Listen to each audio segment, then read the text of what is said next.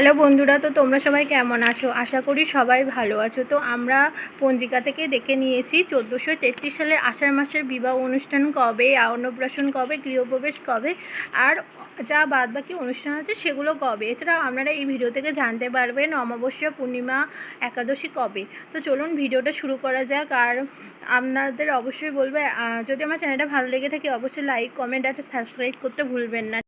1433 সালের আষাঢ় মাসের কিছু শুভ অনুষ্ঠান। 1433 সালের আষাঢ় মাসের বিবাহ হচ্ছে 21শে আষাঢ় 6ই জুলাই সোমবার, আর পড়ছে 27শে আষাঢ় 12ই জুলাই রবিবার।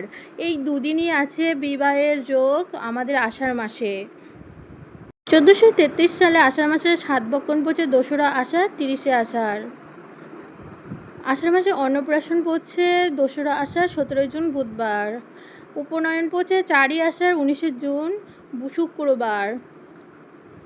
গৃহপ্রবেশ পড়ছে 2রা আষাঢ় 17ই জুন বুধবার। পূর্ণিমা পড়ছে 14ই আষাঢ় 29শে জুন সোমবার। অমাবস্যা পড়ছে 29শে আষাঢ় 14ই জুলাই।